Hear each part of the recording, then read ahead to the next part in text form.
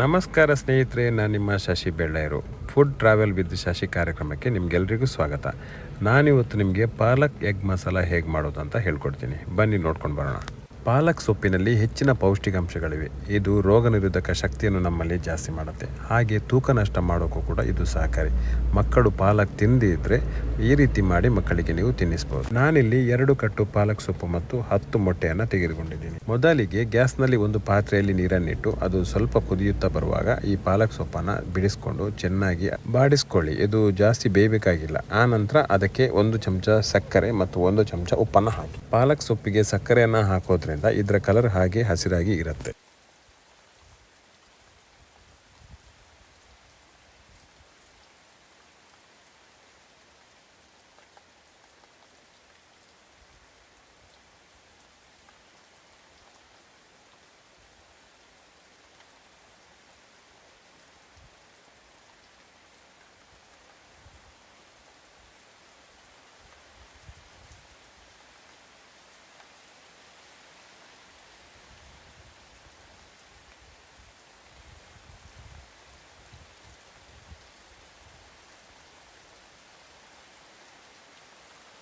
ಈಗ ಈ ಪಾಲಕ್ ಸೊಪ್ಪನ್ನು ನೀರಿನಿಂದ ತೆಗೆದು ಇನ್ನೊಂದು ಪಾತ್ರೆಗೆ ಹಾಕಿಬಿಡಿ. ಈಗ ಇದರ ಮಸಾಲೆ ತರಿಸಲು ಏನೆಲ್ಲ ಬೇಕು ಅಂತ ಹೇಳ್ಕೊಡ್ತೀನಿ. ನಾನಿಲ್ಲಿ 8 ಕಾಯಿ ಮೆಣಸು ತೆಗೆದುಕೊಂಡಿದ್ದೀನಿ. ಹಾಗೆ 1 ಈರುಳ್ಳಿ, 8ರಿಂದ 10 ಎಸಳು ಬೆಳ್ಳುಳ್ಳಿ, 1 ಟೊಮೆಟೊನ ಈ ಥರ ಕತ್ತರಿಸಿದ್ದೀನಿ. ಹಾಗೆ 2 ಚಮಚ ಕೊತ್ತಂಬರಿ, 1 ಚಮಚ ಜೀರಿಗೆ ಮತ್ತು ಸ್ವಲ್ಪ ಓಮ್ ಕಾಳು ಮತ್ತು ಸ್ವಲ್ಪ ಮೆಂತ್ಯನ ತೆಗೆದುಕೊಂಡಿದ್ದೀನಿ. ಈಗ ಮೊಟ್ಟೆನ ನಾನು ಬೇಯಿಸೋಕ್ಕಿಟ್ಟಿದ್ದೀನಿ. ಈಗ ಮಿಕ್ಸಿ ಜಾರ್ನಲ್ಲಿ ಎಲ್ಲ ಮಸಾಲೆ ಮತ್ತು ಪಾಲಕ್ ಸೊಪ್ಪನ್ನು ಜೊತೆಗೆ ಹಾಕ್ಕೊಂಡು ಗ್ರೈಂಡ್ ಮಾಡ್ತೀನಿ.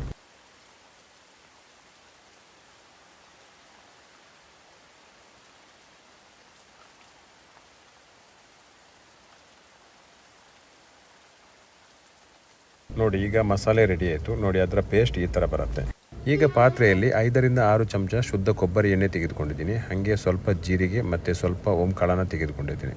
ಇದನ್ನು ಚೆನ್ನಾಗಿ ಹುರಿದಾದ ಮೇಲೆ ಈಗ ಇದಕ್ಕೆ 1 ಕತ್ತರಿಸಿದ ಈರುಳ್ಳಿ ಹಾಕಿ ಚೆನ್ನಾಗಿ ಫ್ರೈ ಮಾಡಿಕೊಳ್ಳಿ.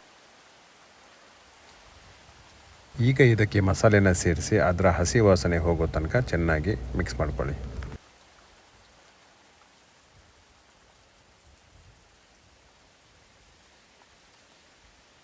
ಈಗ ಮೊಟ್ಟೆಯನ್ನು ಕತ್ತರಿಸಿ ಅದಕ್ಕೆ ಆ್ಯಡ್ ಮಾಡಿ. ನೀವು ಮೊಟ್ಟೆನ ಹಾಗೇ ಹಾಕ್ಬೋದು ಅಥವಾ ಕತ್ತರಿಸಿ ಕೂಡ ಹಾಕ್ಬೋದು.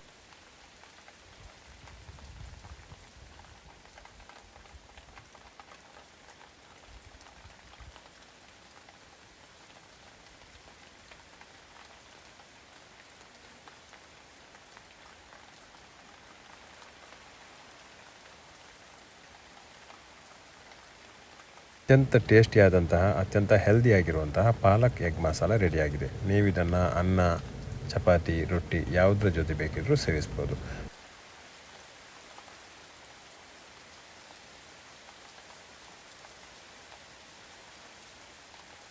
ಹೆಚ್ಚಿನ ವಿಡಿಯೋಗಳಿಗಾಗಿ ನನ್ನ ಚಾನೆಲನ್ನು ಸಬ್ಸ್ಕ್ರೈಬ್ ಮಾಡಿ, ಹಾಗೆ ನನ್ನನ್ನು ಫಾಲೋ ಮಾಡಿ. ಮತ್ತೆ ಸಿಗ್ತೀನಿ. ನಮಸ್ಕಾರ.